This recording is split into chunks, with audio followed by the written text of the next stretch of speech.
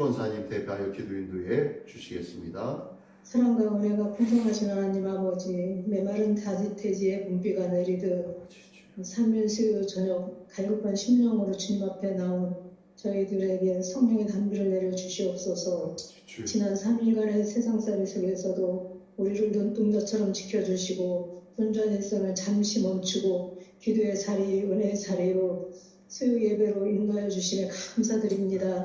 주님, 지금 우리는 사순절 기간 중에 있습니다. 그러나 세상에 살면서 주님의 십자가 고난을 기억하기보다 나의 평안함과 이익을 먼저 구했습니다. 구했음을 고백합니다.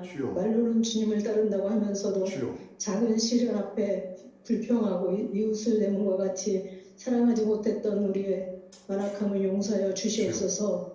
이번 보혈의 능력으로 우리의 영혼을 정결케 씻어주시고 다시금 주님의 십자가만 자랑하는 믿음으로 회복시켜 주시옵소서.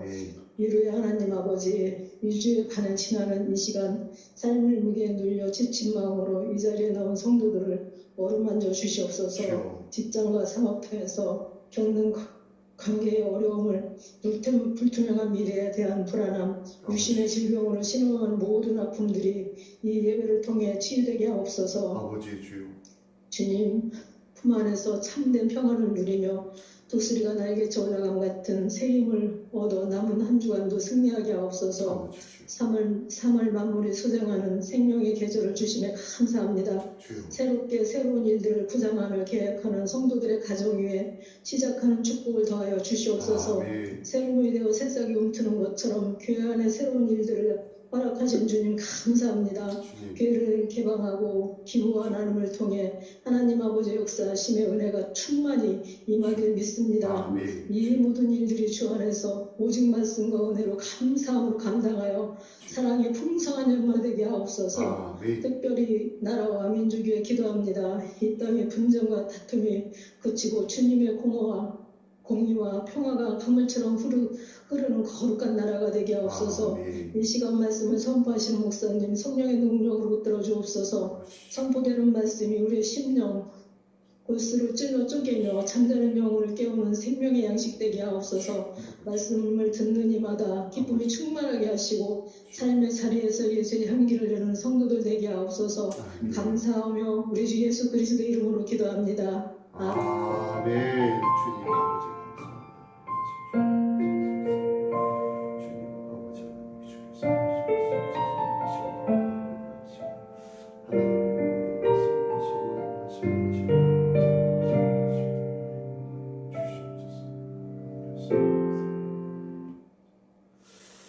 아멘. 감사합니다. 자, 이 시간 같이 나눌 하나님의 말씀 보겠습니다. 하나님의 말씀 누가복음 16장 19절로 31절까지의 말씀입니다.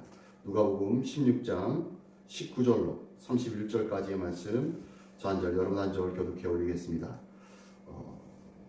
앞에 잘 보이시죠? 네. 누가복음 16장 19절부터 31절까지의 말씀입니다. 먼저 교독해 올립니다. 한 부자가 있어 자색 옷과 고운 베옷을 입고 날마다 호화롭게 즐기더니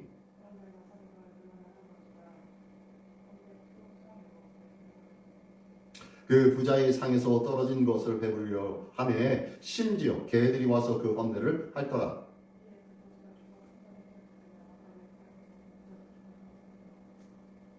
그가 음부에서 고통 중에 눈을 들어 멀리 아브라함과 그의 품에 있는 나사로를 보고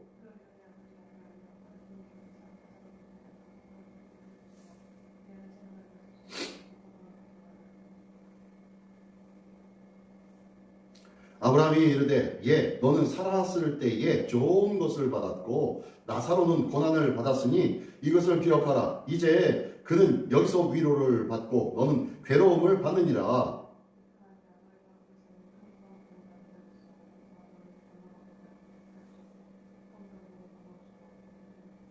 이르되 그러면 아버지여 보아오니 나사로를 내 아버지의 집에 보내소서.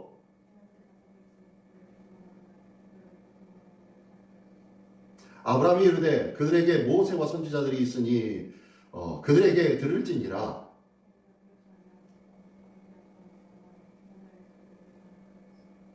다 같이 이르되 모세와 선지자들에게 듣지 아니하면 비록 죽은 자 가운데서 살아나는 자가 있을지라도 권함을 받지 아니하리라 하였다 하시니라. 아멘. 아멘. 할렐루야. 하나님 아버지, 지혜를 열게 하시고 믿음의 눈을 열게 하시며 우리의 심령의 귀가 열리게 하여 주시옵소서. 예수님의 이름으로 기도드리옵나이다. 아멘. 아멘. 자, 오늘 부자와 나사로의 비유, 우리 잘 아는 내용입니다. 부자가 있었고 나사로가 있었는데, 부자는 어떻게 해요? 부자는 잘 먹고 잘 살았대요. 19절에 보니까 자색 옷과 고운 배옷을 입고 날마다 호화롭게 즐기더라 라고 하면서 잘 먹고 잘 살았대요. 그 외에 또 한 사람이 있었는데, 이 부자의 이름은 나오지도 않았어요. 근데 이 거지라는 이 사람은 이름까지 나옵니다. 거지 나사로라는 이름의 사람이네요. 그런데 이 나사로라는 이름하는 한 거지가 헌데투성이로 그 대문 앞에 버려진 채 있네요. 자, 날마다 호화롭게 고운 배옷과 자색 옷을 입고 즐기던 한 무명의 부자, 그리고 비록 헌데투성이고 거지로서 버려진 채 남의 문 앞에서 부자의 상에서 떨어지는 것을 먹으면서 지내고 있었던 나사로. 이 나사로라 이름하는 사람이 이 두 사람이 나오는데, 이 사람이 결국엔 어떻게 됩니까? 둘 다 죽게 되었네요. 자, 시간이 지나서 죽게 되었습니다. 그랬더니요, 22절에 보니까 그 거지는 죽어 천사들에게 받들려 아브라함의 품에 들어가고, 부자도 죽어서 장사되매 라고 했는데, 첫 번째 거지가 먼저 죽어서 천사들에 받들려 아브라함 품에 들어갔대요. 자, 이 표현은 언제 누구에게 사용되는 겁니까? 천국에 하나님의 거룩한 안식을 누리는 자에게 표현하는 표현법이에요. 특별히 천사들에게 받들려서 갔다는 것은 첫 번째 하나님의 인도하심을 받았다는 거고요. 아브라함의 품에 거하게 되었다라는 것은요, 하나님의 약속의 백성으로 인정받았다. 그래서 참 평안의 품, 아브라함의 품에 거하게 되었다라는 그런 의미가 있습니다. 근데요, 20절 하반절부터 부자도 죽어 장사가 됐대요. 부자도 죽어서 장사됐는데, 23절 보니까 그가 어디에서? 음부에서. 음부라고 했는데, 이 음부는 뭡니까? 지옥이에요. 지옥입니다. 지옥에서 고통 중에 눈을 들어 멀리 아브라함과 그 품에 있는 나사로를 보고 라고 얘기합니다. 이 부자가 고통 가운데 음부에서 있다가 눈을 딱 들어 보니까 저 멀리 아브라함과 그 품에 누가 있어요? 우리 집 문간 앞에서 맨날 내가 먹고 남은 것을 주워 먹던 그 거지 나사로가 그 품에 있네요. 그러니까 그것을 보면서 부릅니다. 불러 외칩니다. 뭐라고요? 20절 들으니까 아버지 아브라함이여, 나를 긍휼히 여기사 나사로를 보내어 그 손가락 끝에 물을 찍어 내 혀를 서늘게 하소서. 내가 이 불꽃 가운데서 괴로워하다 하니이다 라고 하면서 얘기합니다. 지금 누구에게 시키는 거예요 지금? 아직까지도 정신을 못 차리고 있어요. 아직까지도. 음부에 떨어졌음에도 불구하고 누구를 시켜요? 지금 나사로를 시키고 있어요. 마치 이 세상에서 자기가 부자로 호의호식하며 지냈던 그때를 잊지 못하고 죽은 이후에도 저 세상에서도 저승에서도 뭐 하는 거예요? 지금 그런 취급을 여기면서 나사로에게 시켜가지고 내게 물을 찍어서 내 혀를 서늘하게 달라고 요청하고 있는 거예요. 3살 버릇 여든 간다가 아니라요, 3살 버릇 저 지옥까지 갑니다. 지옥까지 가요. 이 땅에서 제대로 올바른 생활들을 하기를 원합니다. 올바른 마음가짐 갖기를 원합니다. 이 세상에서 천국의 삶을 사는 자가 저 세상에서도 천국의 삶을 사는 거예요. 이 세상에서 부자처럼 호의호식하며 살았던 그러한 삶을 죽어서까지도 잊지 않고 가지고 가는 이 모습을 보십시오. 나도 똑같아요. 이 세상에서 거짓말 잘하는 사람 저 세상 가서 거짓말 할 수도 있겠지요. 그러므로 이 세상에서 천국의 삶을 살아야 되는 거예요. 하나님 나라의 삶을 살아야 되는 거예요. 3살 버릇 여든이 아니라 영원 지옥까지 쫓아갑니다. 자, 어쨌든 그러네요. 그랬더니 아브라함이 뭐라고 합니까? 아브라함이 25절에 아브라함이 이르되 너는 살았을 때 좋은 것을 받았고 나사로는 고난을 받았으니 이것을 기억하라. 이제 그는 여기서 위로를 받고 너는 괴로움을 받을 것이다 라고 얘기합니다. 자, 두 시대로 나눕니다. 살았을 때와 여기 있을 때가 나눕니다. 살아있을 때, 세상에 있을 때는 네가 좋은 것 받았고 나사로는 고난을 받았지만 기억해라. 여기에서는 고난을 받던 나사로는 위로를 받을 거고 기쁨과 즐거움과 쾌락을 누리며 좋은 것을 누렸던 너는 이따 여기서 괴로움을 받을 거야 라고 말씀하고 있다는 거예요. 그뿐이 아니라 네가 손가락에 물을 찍어가지고 네 혀를 서늘하게 해달라고? 말도 안 되는 소리 하지 마. 너희와 우리 사이에는 큰 구름덩이가 놓여 있어서 여기서 너희에게 건너가고자 하되 갈 수도 없고 거기서 우리에게 건너올 수도 없게 하였느니라 라고 하면서 전혀 다른 공간, 다른 세계를 말하고 있어요. 눈에 보인다고 다 동일한 장소와 동일한 상황이 아니라는 거예요. 눈에 보여도 다른 상황과 다른 형편으로 살 수밖에 없어요. 겉으로는 집이 무너질 것 같고 옷도 거창한 것을 입지 않고 헤어진 옷, 오래된 옷, 다른 옷, 그런 옷을 입는다 하여도 하나님 나라에서는 그 옷이 천사의 옷과 같이 비춰질 수도 있다는 거예요. 그러므로 눈에 보이는 것으로 다 평가하려고 하지 마십시오. 그러면서 27절에는 이르되 그러면 아버지여 구하오니 나사로를 내 아버지 집에 보내소서. 자, 나사로를 또다시 시키라고 합니다. 어떻게 해요? 어디에 보내려고요? 내 아버지 집에, 우리 집에 보내주십시오. 왜? 28절이니까 내 형제 다섯이 있으니 그들에게 증언하여 그들로 고통받는 이곳에 오지 않게 해소서 라는 거예요. 내 형제도 나와 똑같이 생활하고 있거든요. 나와 똑같이 생활하고 있는 그들은 반드시 죽어서 나와 똑같이 이 지옥에 올 수 있을 것 뻔할 뻔짜거든요. 그것을 알고 있었던 이 부자는 나사로를 보내서 이곳에 오지 않게 해주십시오 라고 요청을 합니다.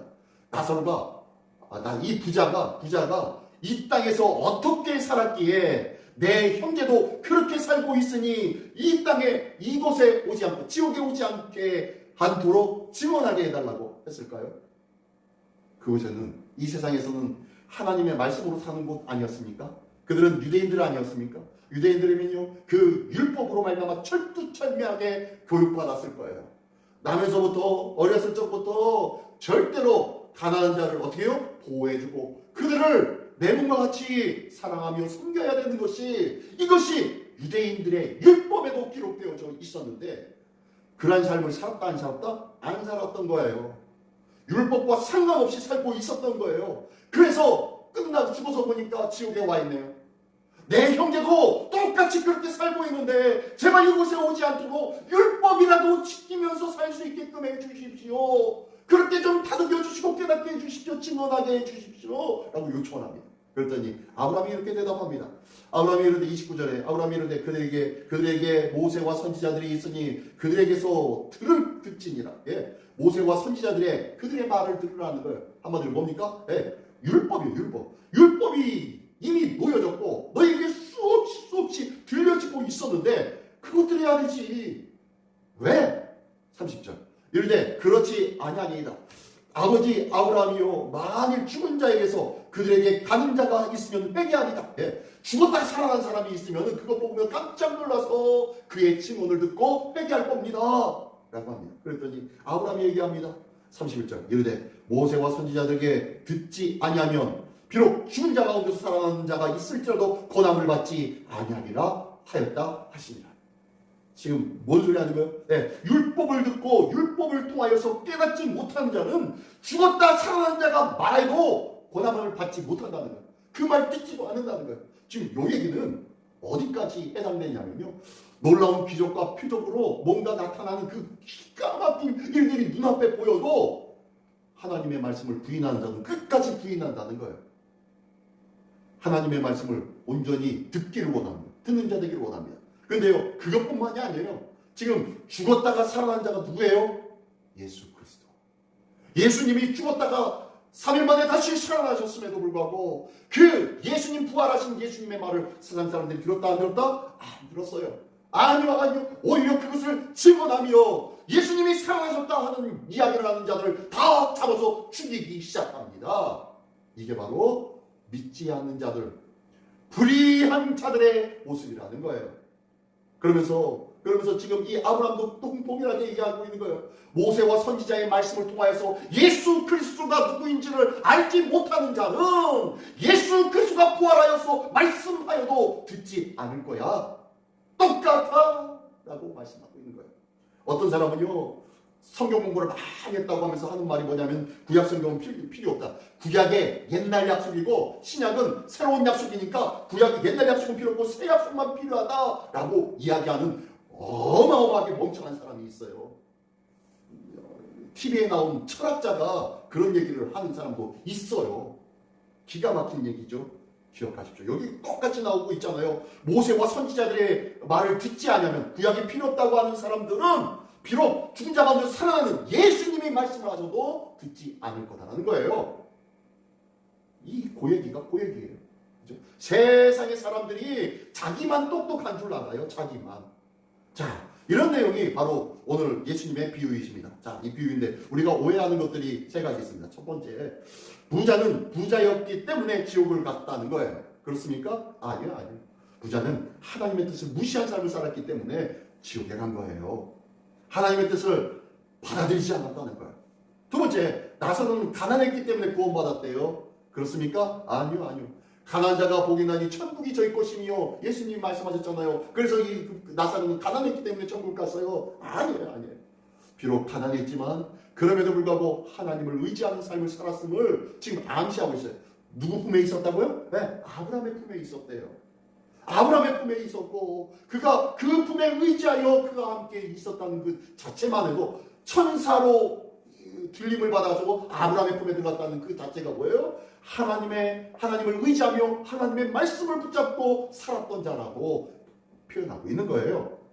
그리고 세 번째, 천국과 지옥의 구조를 잘 알 수 있다. 네, 여기 보니까요, 천국과 지옥이 서로 보여지고 그리고 그러나 구렁텅이가 있어서 그 서로 왔다 갔다 왕래할 수 없는 그런 공간이 천국과 지옥이다. 그렇습니까? 아니에요. 그런 건 아니에요. 지금 이건 비유 때문에 그렇게 표현을 한 것뿐이죠. 전혀 그렇지 않습니다. 이 비유의 목적은 천국과 지옥의 그런 어떻게 됐는지 어떤 구조인지 이걸 이야기하려고 하는 것이 아니라 이를 통해서 현재 삶을 어떻게 살아야 되는지에 대해서 경고하려고 비유를 얘기한 거니까요. 천국과 지옥의 구조는 이렇게 생겼나 보다 라고 착각하시면 안 됩니다. 자, 이런 거 오해하는데요. 자, 계속 볼까요? 그러면은 비유의 목적을 정확하게 이해해야 된다는 거예요. 이 비유의 목적이 뭔가? 자, 이 비유에 대해서 이해하기 위해서는 사전 지식을 먼저 알아야 됩니다. 첫 번째는요, 이 비유는 바리새인들을 향한 말씀입니다. 이 바리새인들은 어떤 사람들이라고요? 16장 14절, 앞에 14절에 나와 있죠. 14절에 바리새인들은 돈을 좋아하는 자들이라 이 모든 것을 듣고 비유권을 앞에서 뭔 얘기하고 있어요? 불의한 청지기의 비유. 그러면서 돈과 물질과 주인을 겸하여 섬길 수 없다. 하나님과 물질을 겸하여 섬길 수 없다. 라고 말씀하였던 그 하나님과 재물을 겸하여 섬길 수 없다는 이 말씀을 듣고 바리새인들이 자기들은 돈을 좋아했기 때문에 그 말을 듣고 비웃었어요. 왜 비웃었어요? 두 번째, 그것이 바로 당시 유대인들은 그 부자가 되는 것을 하나님의 축복이라고 생각했기 때문입니다. 그런데 지금 부자가 어디에 갔어요? 지옥에 갔어요. 부자가 지옥에 갔다는 말 그 자체가 지금 충격적인 거예요. 이 땅에서 잘 먹고 잘 사는 것이 하나님의 축복을 누리는 거고 죽어서도 그 축복을 받아 누리게 될 것이라고 생각하고 있었는데, 아니 부자는 잘 먹고 잘 살았던 부자는 천국 가야 되는데 지옥에 갔고, 그렇게 아무것도 제대로 먹지 못하고 빌빌거리면서 살았던 거지는 아브라함의 품에 들어갔다니 말이 안 되는 거예요. 이거는요, 유대인들에게 어마어마한 충격적인 비유의 이야기였습니다. 세 번째, 모세와 선지자들은 구약 성경을 의미합니다. 앞에서 제가 잠깐 설명했었죠.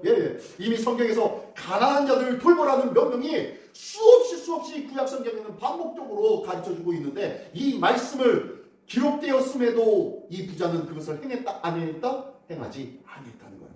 부자가 그 문 앞에서 개들이 헌배를 할 듯만 그런 생활들을 하게 되었고 결국에는 그 자리에서 죽게 되었다는 거예요. 부자가 이 가난한 자들을 위해서 행하는 일들이 하나도 없었다는 거예요. 섬김이 없었다는 거예요. 말씀이 저의 삶 속에 하나도 나타나지 않았다는 거예요. 저의 삶을 말씀이 변화시키지 아니하고 있었다는 거예요. 그냥 듣고 아는 걸로 끝나고 있다는 거예요.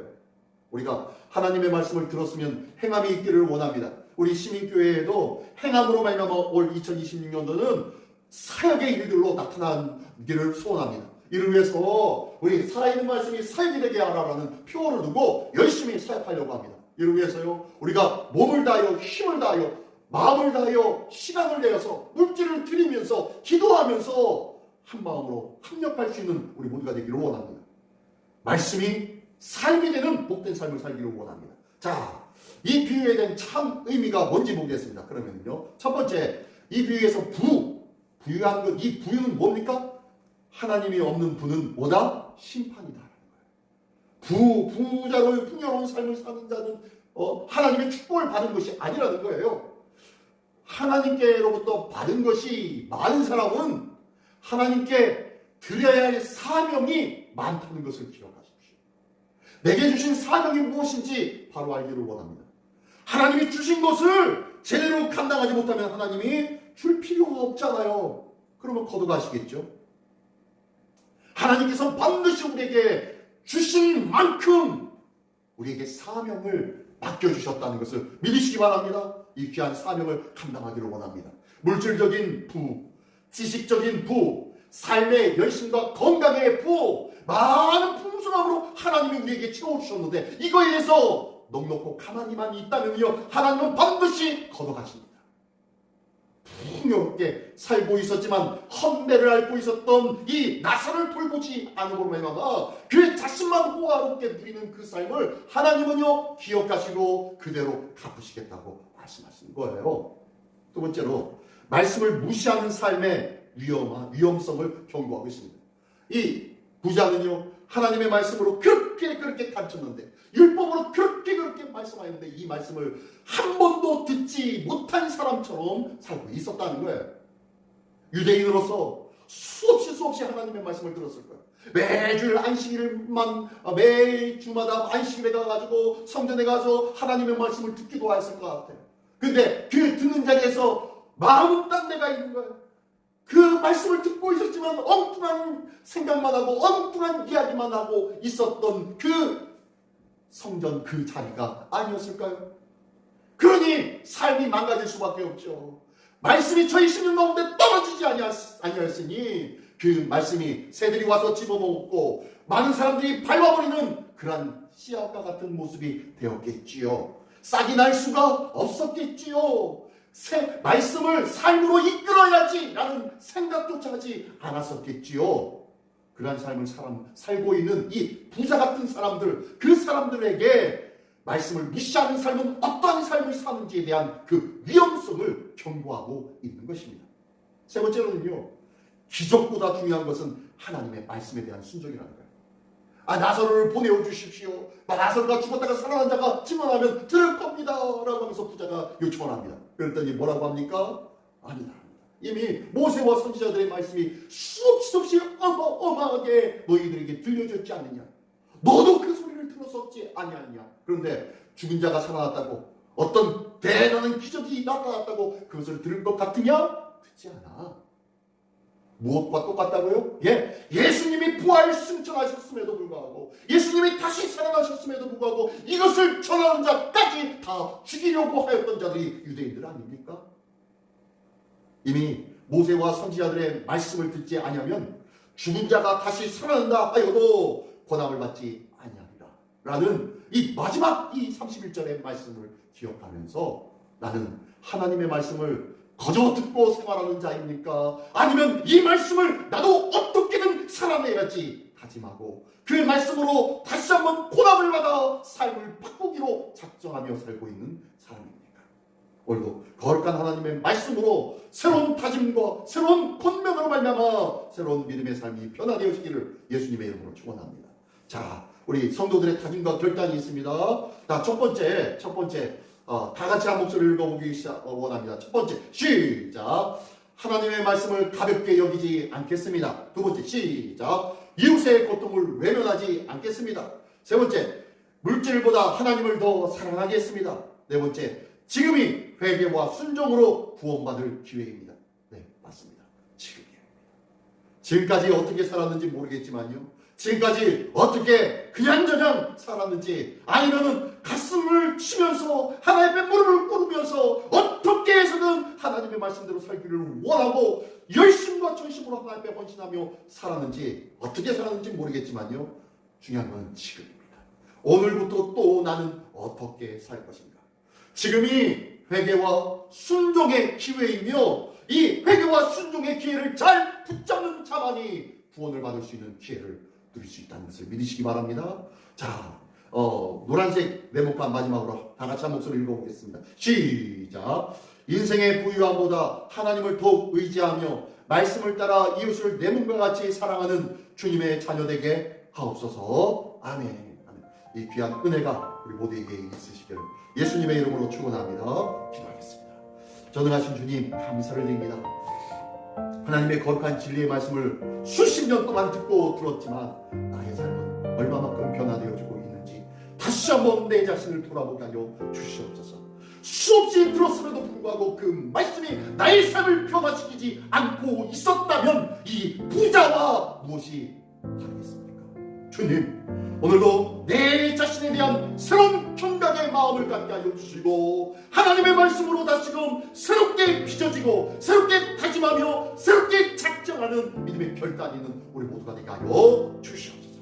이 귀한 모습으로 하나님의 영광 돌리는 우리 모두가 되기를 소원하오니 주여 부자와 같지 아니하며 하나님의 신실하고 인정받는 주의 백성으로 오늘도 살아가게 하여 주시옵소서. 모든 것 주님께 의탁드리오며 사랑하신 우리 주 예수 그리스도의 이름으로 기도드리옵나이다. 아멘.